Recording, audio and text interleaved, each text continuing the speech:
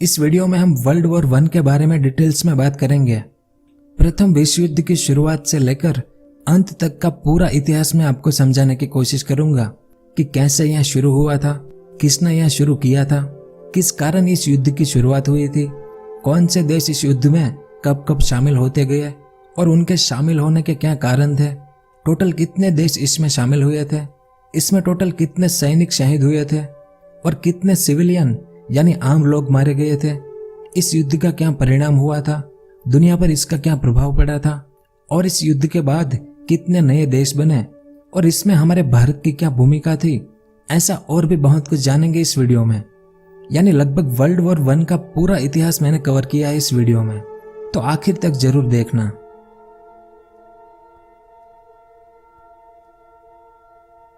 सबसे पहले इस इमेज को देखो। इसमें जो लाइट पिंक कलर का एरिया है वो है ऑस्ट्रिया हंगरी साम्राज्य का मैप। यह मैप है 1914 का।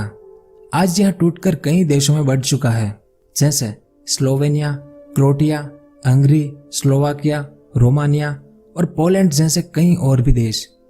तो 1914 में इस पूरे साम्राज्य का राजा था फ्रांज जोसेफ। यह उसकी इमेज है। तो पहले थोड़ा सा इस ऑस्ट्रिया हंगरी साम्राज्य के बारे में जान लेते हैं, क्योंकि यहीं से वर्ल्ड वॉर 1 की चिंगारी जली थी। तो सम्राट फ्रांज जोसेफ के 3 बच्चे थे, लेकिन तीनों में से कोई भी राजा बनने के लायक नहीं था। इसलिए मजबूरन सम्राट ने साल 1889 में ऑस्ट्रिया हंगरी का अगला राजा कौन बनेगा यानी उत्तराधिकारी, इसकी घोषणा कर दी, जो उनका भतीजा था, जिसका नाम आर्चड्यूक फ्रांज फर्नांडिस था। यह इसकी तस्वीर है, यानी यह राजकुमार बना इस राज्य का।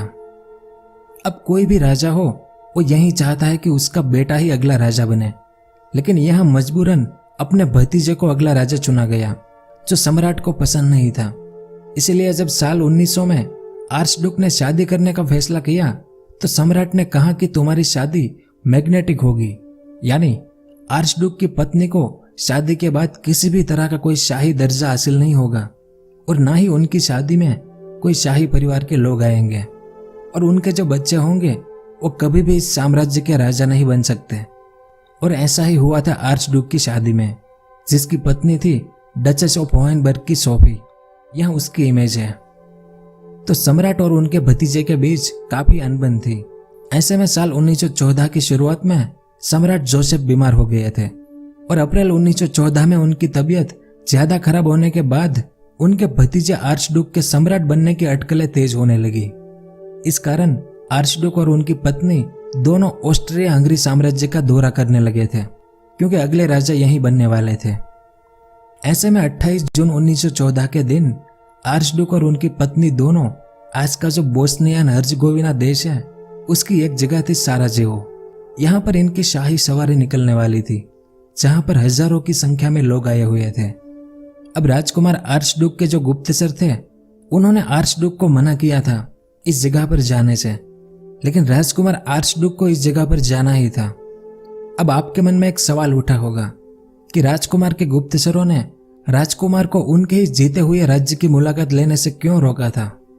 क्योंकि ऑस्ट्रिया हंगरी के राजा फ्रांज जोसेफ ने साल 1908 में बोस्नी हर्सगोविना देश पर कब्जा कर लिया था, जिससे बोस्नी हर्सगोविना देश का अपना अस्तित्व मिट गया था। उस समय इसका यही नाम था। आज इस देश का नाम बोस्निया एंड हर्जगोविना है। तो यह पूरा का पूरा देश अब किसी का गुलाम था, यानी फ्रांज जोसेफ ने इस देश पर कब्जा कर लिया था और इस देश को अपने साम्राज्य ऑस्ट्रिया हंगरी में मिला दिया था। तो इस कारण इस देश के कई नाखुश लोग क्रांतिकारी बन चुके थे, जिन क्रांतिकारियों में एक ग्रुप का नाम था ब्लैक एंड। तो अब यह साराजेवो शहर इसी देश में था, इसलिए उनके गुप्तचरों ने राजकुमार को इस जगह पर जाने से मना किया था, क्योंकि इस शहर में जाना खतरे से खाली नहीं था।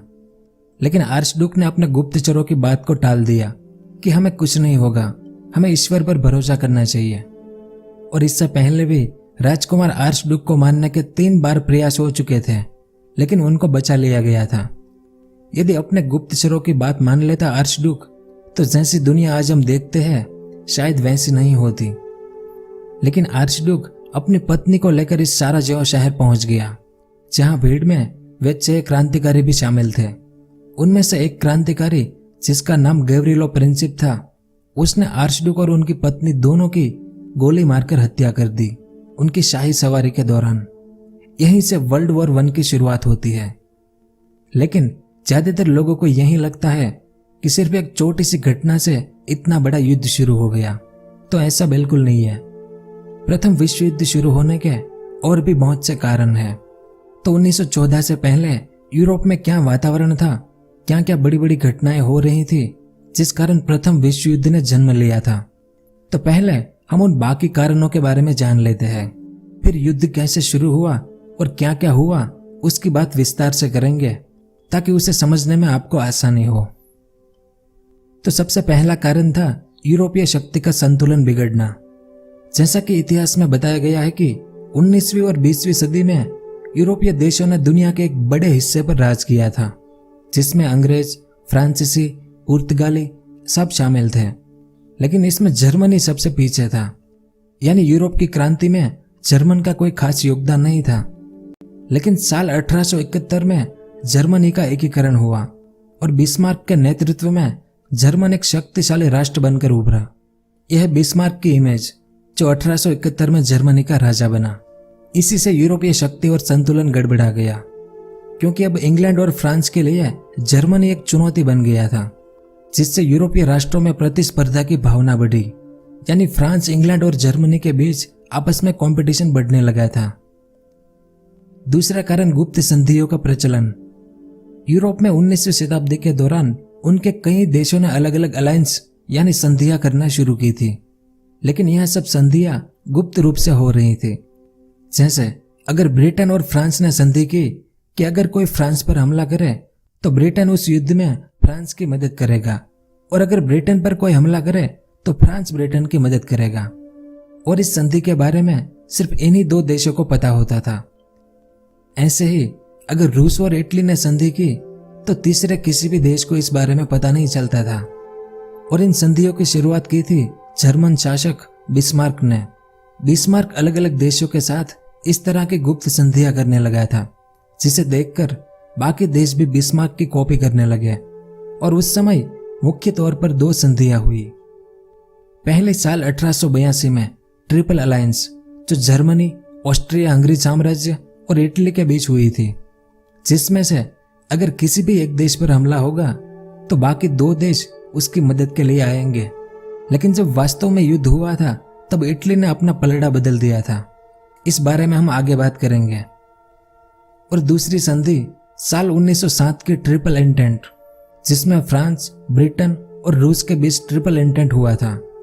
पहले यह संधि 1904 में ब्रिटेन और फ्रांस के बीच कॉर्डियल एंटेंट नाम से हुई थी, लेकिन 1907 में इसके साथ रूस के जोड़ने के बाद इसे ट्रिपल एंटेंट के नाम से जाना गया। एंटेंट यानी मित्र, जो फ्रांसीसी भाषा का शब्द है, इसलिए तो युद्ध के बाद इसे मित्र राष्ट्र कहा गया था। तो ये 2 संधियां मुख्य थी जो आगे चलकर प्रथम विश्व युद्ध का कारण बनी थी, क्योंकि इन 2 संधि से यूरोप 2 गुटों में विभाजित हो गया जो एक दूसरे के घोर शत्रु बन गए थे। तीसरा कारण था मिलिट्रिज्म।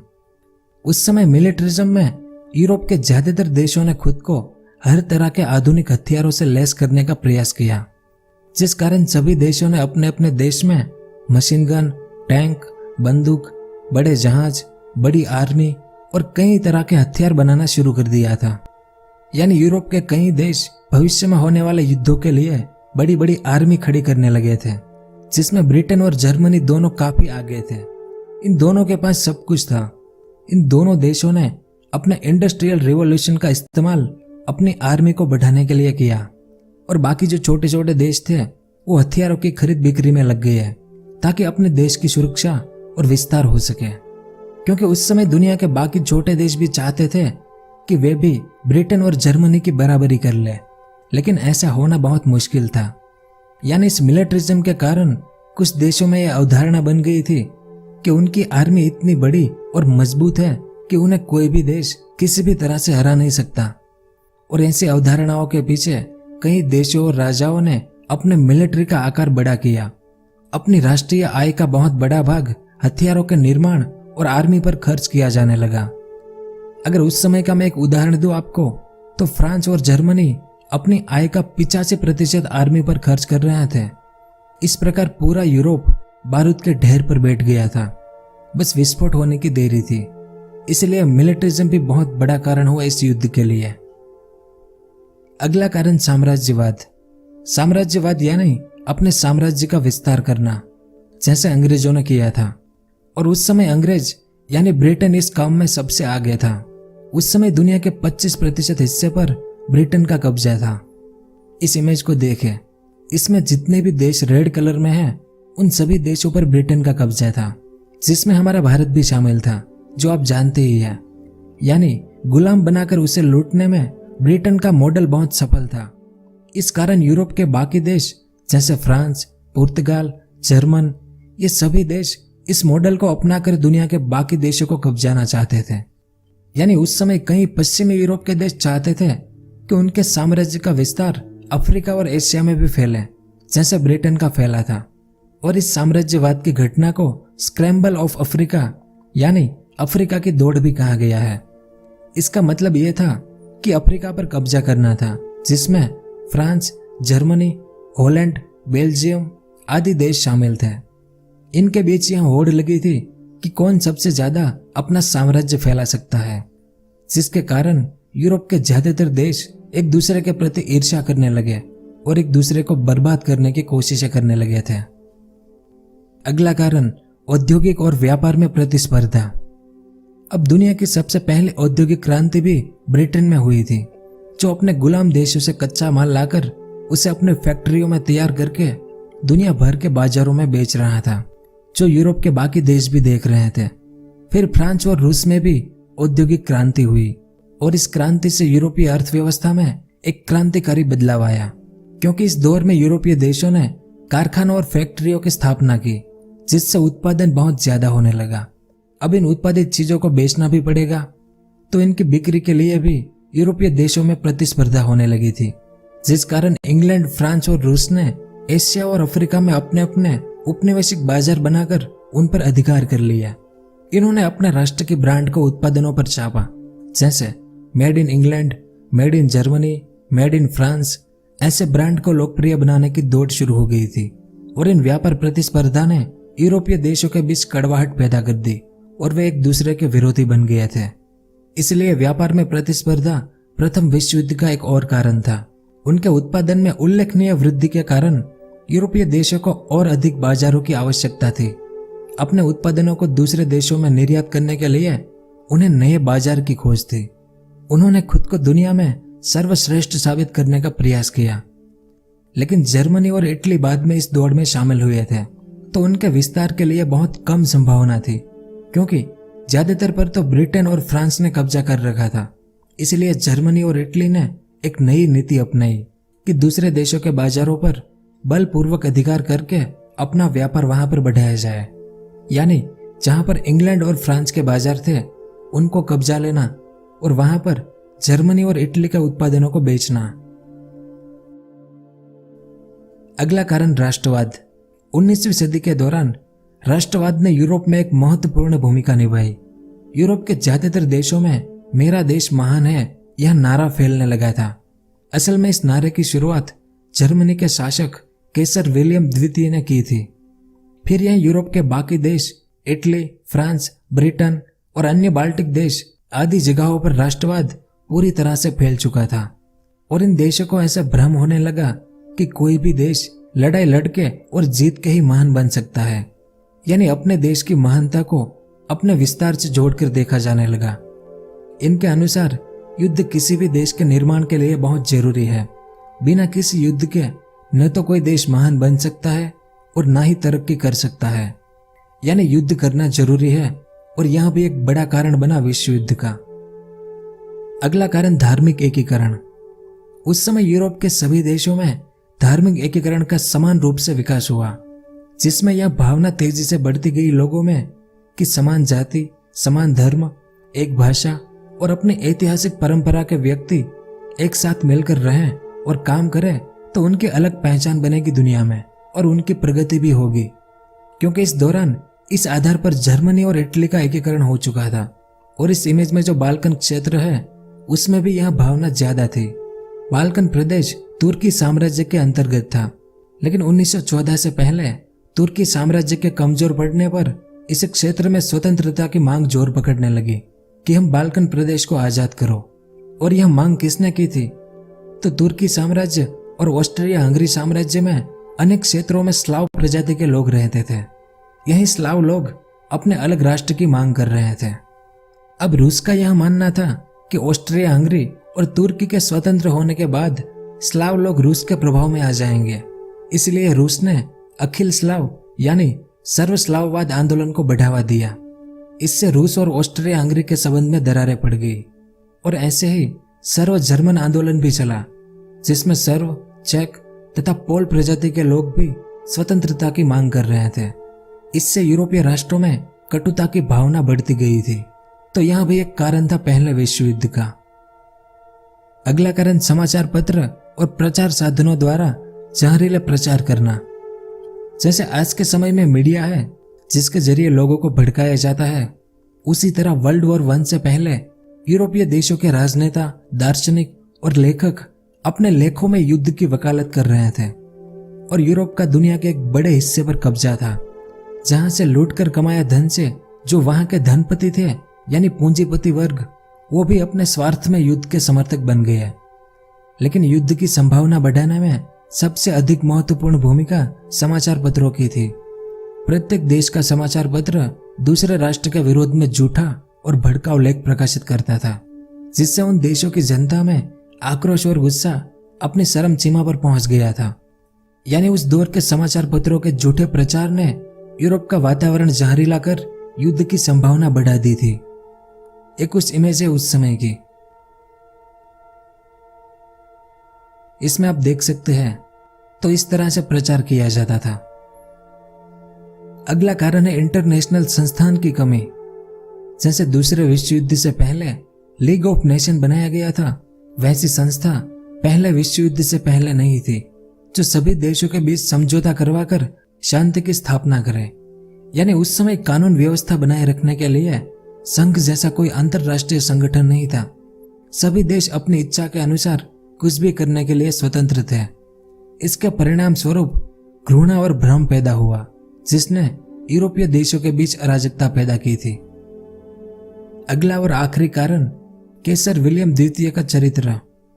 जर्मनी को जिसने खड़ा किया था वो था बिस्मार्क, लेकिन बिस्मार्क की मौत के बाद जर्मनी की सत्ता केसर विलियम द्वितीय के हाथ में आई और प्रथम विश्व युद्ध के फैलने के लिए जर्मन सम्राट केसर विलियम द्वितीय का चरित्र जिम्मेदार था, क्योंकि इन्होंने जर्मनी को विश्व शक्ति बनाने का प्रयास किया, यानी सुपर पावर।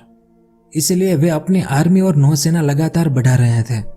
और जब इंग्लैंड ने जर्मन सम्राट को अपने नौसैनिक वर्चस्व को कम करने का प्रस्ताव दिया, तो जर्मन सम्राट ने इंग्लैंड की बात नहीं मानी। इसलिए इंग्लैंड ने जर्मन सम्राट केसर की बर्लिन बगदाद रेलवे पर प्रतिबंध लगा दिया, जो आज की जर्मनी की राजधानी बर्लिन से ओटोमन एम्पायर के बगदाद शहर को जोड़ती थी। आज बगदाद इराक की राजधानी है। इसे बर्लिन बगदाद रेलवे कहते थे, जो साल 1910 में शुरू हुई थी। इस कारण जर्मनी और इंग्लैंड के बीच काफी अनबन बढ़ती ही जा रही थी, जिसने प्रथम विश्व युद्ध का दरवाजा खोलने में मदद की थी। तो 1914 से पहले यूरोप का वातावरण कुछ ऐसा था जिसकी हमने बात की। तो इन सभी कारणों से हम ये कह सकते हैं कि पूरा यूरोप एक बम और बारूद से भरे गोडाउन के ऊपर बैठा था उस समय, और किसी एक बम के फटने से पूरा गोडाउन का विस्फोट हो सकता था। फिर इस गोडाउन में चिंगारी जलाने का काम ऑस्ट्रिया हंगरी साम्राज्य के उत्तराधिकारी आर्चड्यूक राजकुमार की मौत ने कर दिया, जिस बारे में मैंने वीडियो की शुरुआत में बताया था कि ऑस्ट्रिया हंगरी के सम्राट ने 1908 में बोस्निया हर्जगोविना राष्ट्र पर कब्जा कर लिया था। इस कारण इस राष्ट्र के कुछ क्रांतिकारी युवा, जिसमें से एक 19 साल का युवा गावरिलो प्रिंसिप ने 28 जून 1914 के दिन राजकुमार आर्चड्यूक और उनकी पत्नी दोनों की साराजेवो शहर में शाही सवारी के दौरान गोली मारकर हत्या कर दी थी। यहां तक मैंने बताया था। अब यहां से सारा खेल शुरू हुआ। अब आगे क्या क्या हुआ उसकी बात करेंगे, यानी कि प्रथम विश्व युद्ध की। इस इमेज को देखें। यहां पर इन क्रांतिकारियों ने आर्चड्यूक को मारा था। अब इनकी हत्या में एक ब्लैक हैंड नाम की संस्था का भी हाथ था, जो संस्था सर्बिया देश की थी। मतलब ये क्रांतिकारी इस बोस्निया हर्जगोविना देश के थे, लेकिन उन्हें सपोर्ट करने वाली संस्था इस सर्बिया देश की थी। तो ऐसा क्यों था? क्योंकि बोस्निया हर्जगोविना ऑस्ट्रिया हंगरी साम्राज्य से आजादी की मांग कर रहे थे, जिसमें सर्बिया उसकी मदद कर रहा था। क्योंकि इन दोनों प्रदेशों में सर्ब लोग यानी स्लाविक लोगों की आबादी ज्यादा थी, यानी सर्बिया भी जिम्मेदार था राजकुमार आर्चड्यूक की मौत के लिए। अब ऑस्ट्रिया हंगरी साम्राज्य के राजकुमार को मारा था तो ये चुप तो नहीं बैठेंगे। लेकिन जानकर बड़ा आश्चर्य होगा आपको कि राजकुमार आर्चड्यूक को मारने के बाद उसके चाचा यानी फ्रांज जोसेफ, जो ऑस्ट्रिया हंगरी साम्राज्य के राजा थे, वो काफी दिनों तक शांत रहे और इस पूरी घटना को ईश्वर द्वारा की गई अनहोनी कहकर रफा दफा कर दिया था।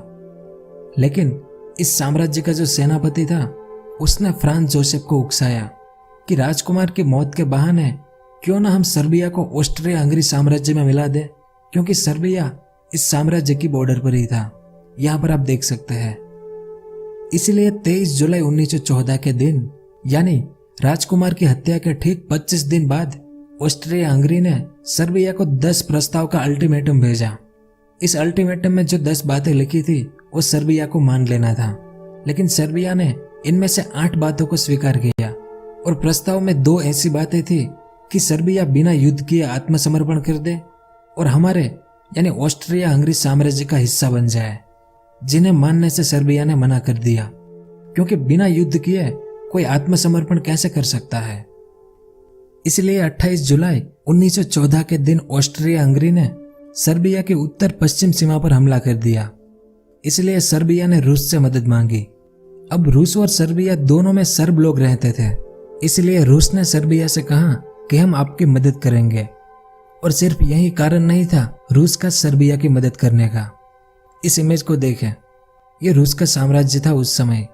यह है ब्लैक सी, तो यहां से होकर रूस के जहाज पूरी दुनिया से जुड़ते थे। इसलिए रूस के लिए यह जलमार्ग को बचाना सबसे जरूरी था, क्योंकि इस तरफ ऑटोमन एम्पायर था। अगर ऑटोमन एम्पायर ने इस जगह पर कब्जा कर लिया तो रूस के जहाजों के लिए मुश्किलें हो जाएगी।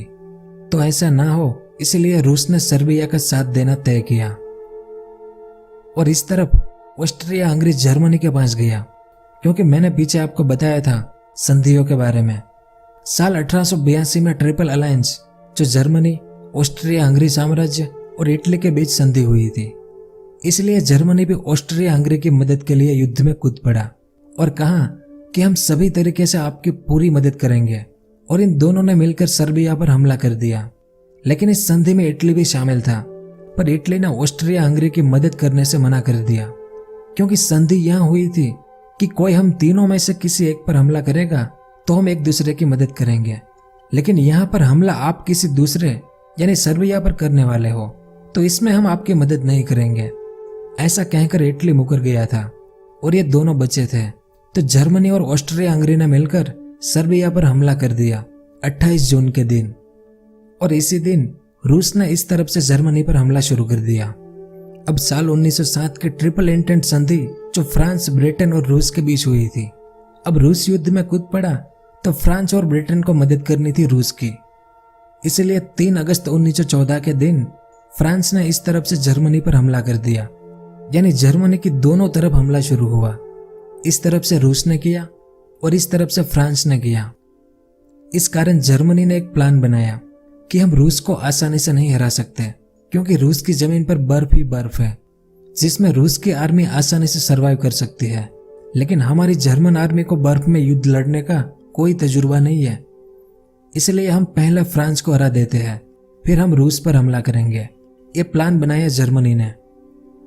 अब जर्मनी ने सीधे ही फ्रांस पर हमला नहीं किया। यहां पर देखें, एक देश है बेल्जियम। तो जर्मनी ने इस बेल्जियम देश पर हमला किया ताकि इसे हराकर वो फ्रांस के अंदर एंटर हो जाए। लेकिन जर्मनी ने जैसे ही बेल्जियम पर हमला किया तो तुरंत ब्रिटेन युद्ध में कूद पड़ा, क्योंकि 1839 में ब्रिटेन और बेल्जियम के बीच एक संधि हुई थी, लंदन संधि। इसमें तय हुआ था कि कोई अगर बेल्जियम पर हमला करेगा तो ब्रिटेन उसकी मदद के लिए आएगा। और जर्मनी ने बेल्जियम पर हमला किया तो 8 अगस्त 1914 के दिन तुरंत ब्रिटेन ने भी जर्मनी पर युद्ध छेड़ दिया। अब जर्मनी बहुत बड़ी ताकत था उस समय, तो जर्मनी की आर्मी बेल्जियम में घुसकर फ्रांस के काफी अंदर तक पहुंच गई थी, फ्रांस की राजधानी पेरिस के काफी नजदीक तक। लेकिन तब तक में ब्रिटेन की आर्मी यहां पर पहुंच चुकी थी, जिसने जर्मन आर्मी को रोक दिया था। तो इस तरफ कुछ ऐसा सीन था।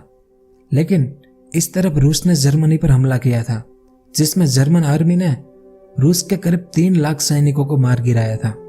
यानी अब तक जर्मनी काफी मजबूत नजर आ रहा था। अब इस इमेज को देखें। अभी तक मिडिल ईस्ट शांत था और यहां पर ऑटोमन एम्पायर है, जो आज के Turkey, Iraq, Syria, Lebanon, Jordan और फिलिस्तीन देशों में बढ़ चुका है। लेकिन तब यहां ऑटोमन एम्पायर था, जो अभी तक लड़ाई में कूदा नहीं था। उस समय ऑटोमन एम्पायर का लीडर इस्माइल एनवर पाशा था, जिसे कमाल पाशा भी कहा जाता है। कमाल पाशा वाकई में कमाल का लीडर था, क्योंकि इससे पहले ऑटोमन एम्पायर ने जो 2 बाल्कन युद्ध किए थे, तब भी कमाल पाशा ही लीडर था। अब 500-700 सालों से ऑटोमन एम्पायर और रूस के बीच दुश्मनी थी। तो मौका देखकर ऑटोमन एम्पायर ने ब्लैक सी के किनारे जो रूस का एरिया था, यहां पर कमाल पाशा ने हमला शुरू किया। यह नवंबर 1914 में हुआ था। यानी एक तरफ जर्मनी, ऑस्ट्रिया हंगरी और ऑटोमन एम्पायर थे, तो दूसरी तरफ सर्बिया, फ्रांस, रूस और ब्रिटेन थे। अब इस इमेज को देखें। ब्रिटेन यानी अंग्रेज भारत और एशिया के बाकी देशों से जो जहाज भर भर कर सामान और आर्मी लाता था, वो सुएज कैनाल के रास्ते से लाता था। यह सुएज कैनाल, इसलिए कमाल पाशा ने सुएज कैनाल पर भी हमला कर दिया, ताकि ब्रिटेन के जहाज रोके जा सके। कहते हैं कि अगर ऑटोमन एम्पायर यह रास्ता रोक लेता तो ब्रिटेन यह युद्ध हार सकता था। ऐसा इतिहासकारों का कहना है, क्योंकि यहीं से भारत के लाखों सैनिकों को इस युद्ध के लिए ले जाया गया था।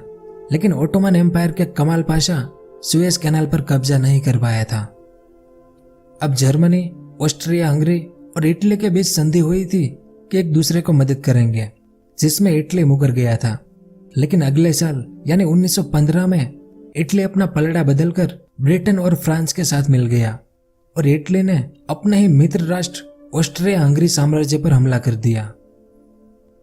इसके बाद उन दिनों ब्रिटेन का जिन जिन देशों पर कब्जा था, उन देशों की आर्मी भी इस युद्ध में बुलाई गई, जिसमें भारत के सैनिक, न्यूजीलैंड के, ऑस्ट्रेलिया के, कनाडा के, साउथ अफ्रीका के और भी कई देशों के सैनिक ब्रिटेन के लिए आए मतलब ब्रिटेन ने हुक्म दिया था। तो जर्मनी ने फरवरी 1915 में समुद्र में अपने सबमरीन यानी उनकी जो यू बोट्स थी, उन्हें समुद्र में उतारा और ब्रिटेन के सभी जहाजों को उड़ाने लगा।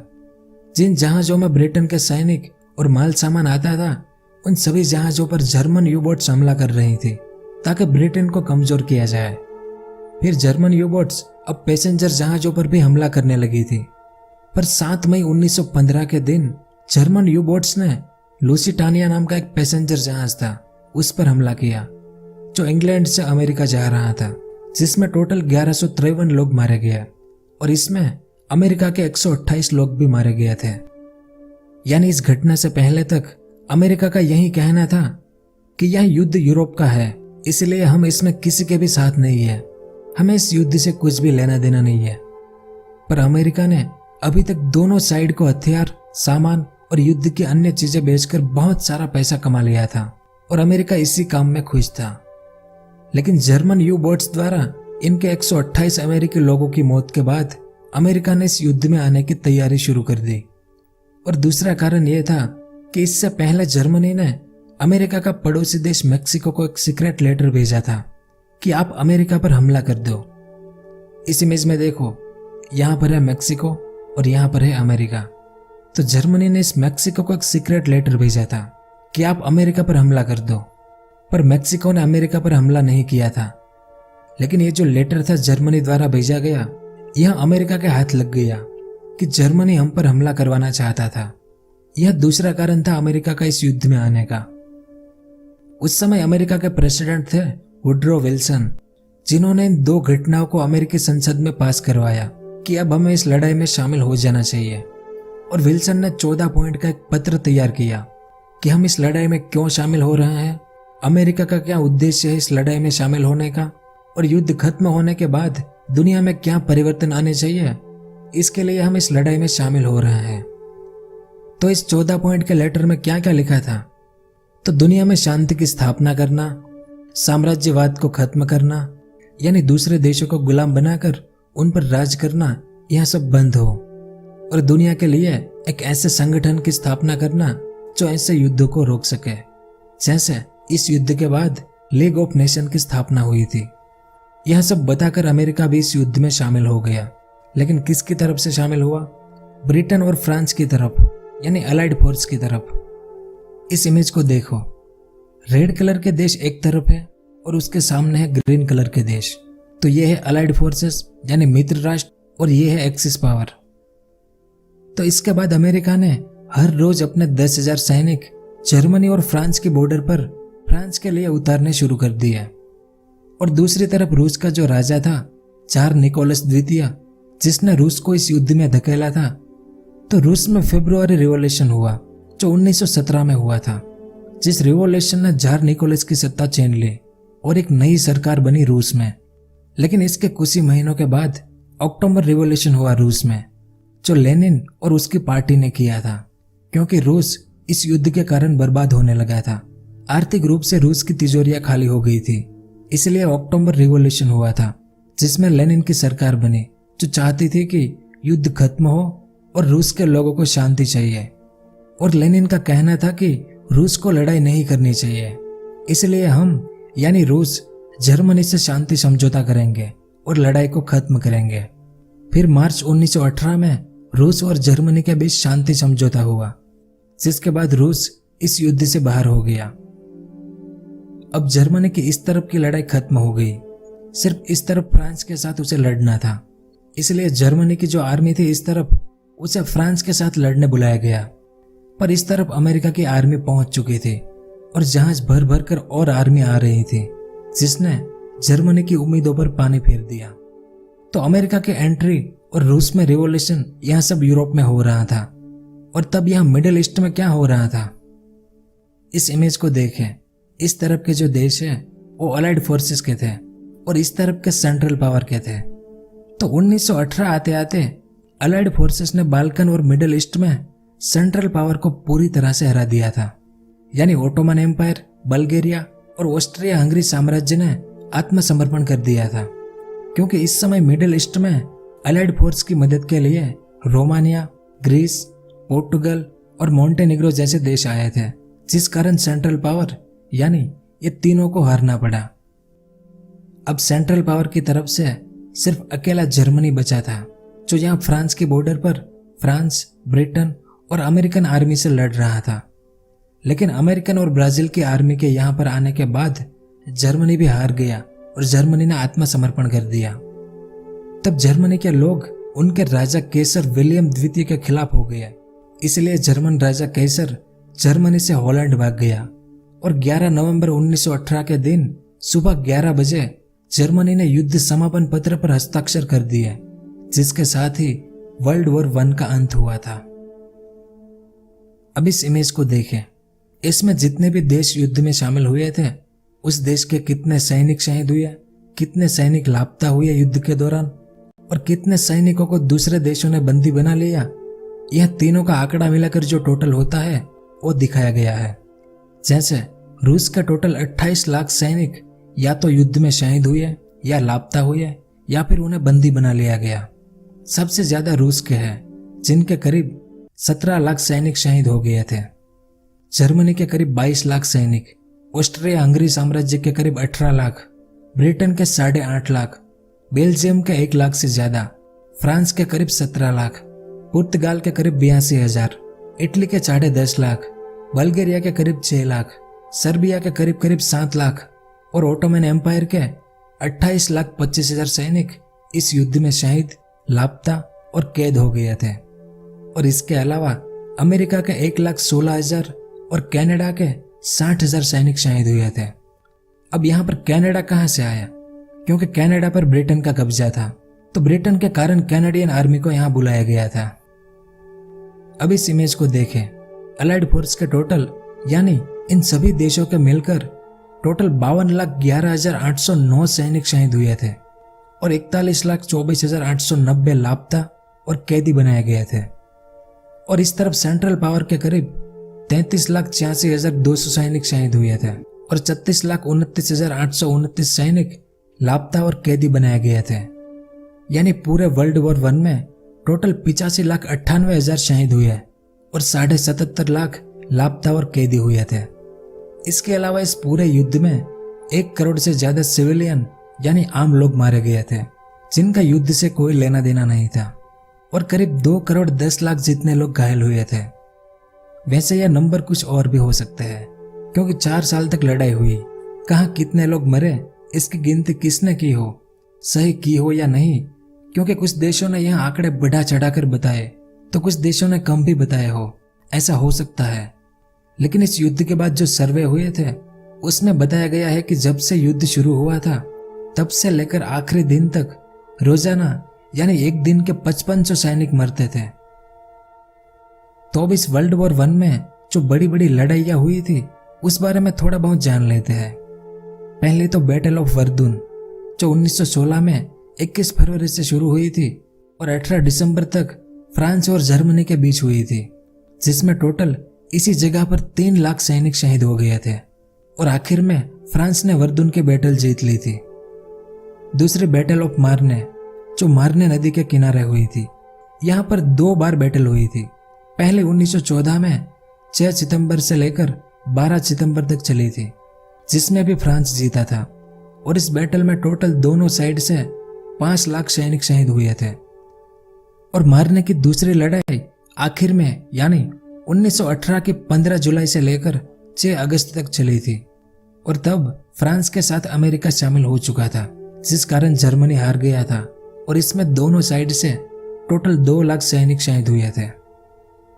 तीसरी बैटल ऑफ सोmme 1 जुलाई 1916 से शुरू होकर 18 नवंबर 1916 तक यह बैटल चली थी, जिसमें टैंक का इस्तेमाल हुआ था और यह बैटल ऑफ सोmme आधुनिक इतिहास की सबसे फेमस लड़ाई है क्योंकि यहाँ सोmme नदी के किनारे पर एक दिन में 80,000 सैनिक मारे गए थे, सिर्फ एक दिन में। और दुनिया में जितने भी युद्ध हुए हैं उनमें से किसी भी युद्ध में एक दिन में इतने सैनिक नहीं मरे थे। टोटल इसमें भी 3 लाख से ज्यादा सैनिक मरे थे। इसके अलावा भी ऐसी बहुत सी बैटल हुई थी, जैसे battle of Cambrai, battle of Arras, battle of Vimy Ridge और the battle of Ypres. Ypres की जो दूसरी बैटल हुई थी तब जर्मनी ने पहली बार पॉइजन गैस यानी जहरीला गैस का इस्तेमाल किया था। यानी हमारी मानव जाति के इतिहास में पॉइजन गैस का पहली बार इस्तेमाल करने वाला देश जर्मनी था। अब बात करेंगे कि प्रथम विश्व युद्ध के तात्कालिक परिणाम क्या हुए। तो प्रथम विश्व युद्ध को दुनिया की सबसे विनाशकारी घटनाओं के रूप में देखा जाता है क्योंकि ज्यादातर यूरोपीय देशों में बड़े पैमाने पर आर्थिक और संपत्ति को नुकसान हुआ था। पूरे विश्व युद्ध का टोटल खर्च देखें तो अनुमानित 180 अरब डॉलर था, जिसके परिणाम स्वरूप अधिकांश देशों की अर्थव्यवस्थाएं टूटने लगी और चारों तरफ सामाजिक तनाव, बेरोजगारी और गरीबी फैल गई थी। अब जिन्होंने इस युद्ध को जीता था यानी अलाइड फोर्स, इनके सभी देश फ्रांस की राजधानी पेरिस के पास वर्साई नाम के महल में इकट्ठे हुए, जिसमें मुख्य देश अमेरिका, फ्रांस और ब्रिटेन थे। यहाँ पर रूस को भी होना चाहिए था, लेकिन रूस को नहीं बुलाया गया था। तो इन तीनों देशों को सेंट्रल पावर के जो देश थे जिनकी युद्ध में हार हुई थी, जिसमें जर्मनी, ऑस्ट्रिया हंगरी, बल्गेरिया और ओटोमन एम्पायर, इन सब का भविष्य तय करना था इन तीनों को। वैसे लगभग 27 देशों के प्रतिनिधियों ने इस वर्साई सम्मेलन में भाग लिया, लेकिन सभी निर्णय ब्रिटेन, फ्रांस और अमेरिका के प्रमुखों द्वारा लिया गया। रूस को बाहर रखा गया था और पराजित शक्तियों को इसमें भाग लेने की अनुमति नहीं थी। यहाँ पर इन पराजित शक्तियों के साथ अलग अलग संधियों पर हस्ताक्षर किए इन तीनों देशों ने, जिसमें सबसे महत्वपूर्ण वर्साई की संधि थी, जिस पर जर्मनी को मजबूरन हस्ताक्षर करना पड़ा क्योंकि वो हार गया था। और इस वर्साई की संधि से जर्मनी राजनीतिक, आर्थिक और सैन्य रूप से पूरा बिखर गया। जर्मनी को इस पूरे युद्ध का दोषी ठहराया गया और युद्ध के लिए मुआवजे के रूप में पैसे की एक बड़ी राशि का भुगतान करने के लिए कहा गया जर्मनी को, जो भुगतान इतना ज्यादा था कि जर्मनी की कई पीढ़ियां चली गई इस भुगतान को देने में, क्योंकि 1919 से जर्मनी यह भुगतान कर रहा था, जो साल 2010 में खत्म हुआ। तो आप अनुमान लगा सकते हैं कि अमेरिका, ब्रिटेन और फ्रांस ने मिलकर जर्मनी पर कितना भुगतान लादा होगा। इसके अलावा जर्मनी अब अपनी आर्मी में सिर्फ 1 लाख सोल्जर रख सकता है, उससे ज्यादा नहीं। और जर्मनी की जितने भी कॉलोनीज थी अफ्रीका में, उन सभी कॉलोनी को ब्रिटेन और फ्रांस ने आपस में बांट लिया। इसके अलावा इस इमेज को देखो, ये डार्क कलर का पूरा एरिया ये प्रथम विश्व युद्ध के पहले का जर्मनी था। लेकिन इस वर्साई की संधि के बाद जर्मनी का यह हिस्सा पोलैंड को दे दिया गया और इस तरफ फ्रांस और बेल्जियम ने भी जर्मनी का कुछ हिस्सा ले लिया था। और ऐसी ही एक और संधि इन तीनों ने ऑस्ट्रिया हंगरी साम्राज्य से की, जिसे सेंट जर्मन संधि कहा जाता है, जिसमें ऑस्ट्रिया हंगरी को 2 हिस्सों में अलग अलग किया गया और फिर इन दोनों को भी तोड़ा गया। जैसे यह येलो कलर का जो एरिया है वो पहले ऑस्ट्रिया हंगरी साम्राज्य था। इससे ऑस्ट्रिया, चेकोस्लोवाकिया, रोमानिया, हंगरी और युगोस्लाविया नाम के नए देश बनाए गए और इसका कुछ भाग इटली को भी दिया गया और कुछ भाग पोलैंड को भी दिया गया। यहाँ पर आप देख सकते हैं इतना सा भाग। इस तरह से ऑस्ट्रिया हंगरी को भी खत्म कर दिया गया। और फिर सेवर्स की संधि ने ओटोमन एम्पायर का पतन कर दिया। ये पूरा कलर में जो है वो था ओटोमन एम्पायर। इसको भी संधि के तहत तोड़ दिया। इसमें एक टर्की देश को बनाया गया जिसका राजा कमाल पाशा बने, जो वर्ल्ड वॉर 1 में ओटोमन एम्पायर का लीडर था।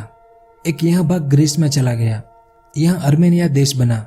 इस कॉलोनी को इटली ने गुलाम बनाया, इसे फ्रांस ने गुलाम बनाया, जो बाद में सीरिया देश बना। और इस भाग को ब्रिटेन ने गुलाम बनाया, जो बाद में इराक देश बना। और संधि में यह तय हुआ था कि इन्हें तब तक गुलाम बनाकर रखना है जब तक ये कॉलोनी आत्मनिर्भर ना हो जाए। इसके अलावा इस्टोनिया, लिथुआनिया, लातविया और फिनलैंड स्वतंत्र देश के रूप में उभरे। यानी युद्ध और शांति की इन अलग अलग संधियों ने यूरोप और मिडिल ईस्ट का नक्शा ही बदल दिया था। लेकिन यह भी साफ साफ दिख रहा था कि जर्मनी, ऑस्ट्रिया हंगरी और ओटोमन एम्पायर के साथ किए गए शांति समझौते असमान और जबरदस्ती थोपे गए समझौते थे, जो बिना किसी विचार विमर्श के हुए थे। और आखिर में अमेरिकी राष्ट्रपति वुड्रो विल्सन ने जो 14 पॉइंट का पत्र तैयार किया था, उसकी सबसे महत्वपूर्ण बात दुनिया में शांति और सुरक्षा बनाए रखना था। इस प्रस्ताव के आधार पर साल 1920 में लीग ऑफ नेशन की स्थापना हुई। तो लीग ऑफ नेशन को इसलिए बनाया गया था ताकि दुनिया में शांति कायम रहे। अब बात करते हैं कि प्रथम विश्व युद्ध में हमारे भारत का क्या योगदान था। तो आजादी से पहले का जो भारत था, भारत, पाकिस्तान, बांग्लादेश, बर्मा, इन सबको मिलाकर तो यहाँ से टोटल अंग्रेज 12 लाख भारतीय सैनिक ले गए थे, जिनमें 8 लाख सैनिक थे और बाकी दूसरे कामों के लिए गए थे। इस दौरान जब कोई भी भारतीय सैनिक युद्ध लड़ने से मना करता था तो उसे अंग्रेज द्वारा कड़ी सजा दी जाती थी। तो भारत के सैनिक इस युद्ध में ओटोमन साम्राज्य के खिलाफ मेसोपोटामिया की लड़ाई से लेकर पश्चिम यूरोप, पूर्वी एशिया के कई मोर्चों पर और मिस्र में भी लड़े थे, जिनमें से करीब 50,000 भारतीय सैनिक शहीद हो गए थे, जिसकी याद में अंग्रेजों ने हमारे दिल्ली में इंडिया गेट का मेमोरियल बनाया है। अब आपके मन में यह सवाल उठा होगा कि जब भारत अंग्रेजों से आजादी चाहता था तो इस युद्ध में भारतीय लोग अंग्रेजों के लिए क्यों लड़े? क्योंकि प्रथम विश्व युद्ध को लोकतंत्र की लड़ाई कहा जा रहा था उस समय, और अंग्रेजों ने तो आधिकारिक तौर पर ऐलान किया था कि यह युद्ध लोकतंत्र के लिए है। और अमेरिकी राष्ट्रपति वुड्रो विल्सन भी यही चाहते थे। इसी कारण बहुत से उपनिवेशक आजादी की उम्मीद में इस लड़ाई में इन देशों का साथ दे रहे थे। लेकिन इन सभी देशों को झटका तब लगा जब युद्ध खत्म होने पर ब्रिटेन ने इस बारे में बात करने से साफ साफ मना कर दिया। और इसके बाद ही हमारे भारत में रोलेक्ट एक्ट आया, जलियांवाला बाग नरसंहार हुआ। युद्ध के तुरंत बाद 1919 में ही गवर्नमेंट ऑफ इंडिया एक्ट आया। तो उन भारतीय नेताओं को बड़ी निराशा हुई जो नेता इस युद्ध के फेवर में थे। अब बात करते हैं प्रथम विश्व युद्ध के परिणामों की। तो इसमें सबसे पहला साम्राज्यवाद का अंत। जैसा कि मैंने बताया कि संधियों के बाद ऑस्ट्रिया हंगरी साम्राज्य बिखर गया, जर्मनी और ओटोमन साम्राज्य भी समाप्त हो गया। ऐसे ही 1917 में रूस में जो रिवॉल्यूशन हुए थे, उसके परिणाम स्वरूप रूस में रोमानोव राजवंश यानी जार निकोलस की सत्ता समाप्त हो गई और वहां पर गणतंत्र की स्थापना हुई।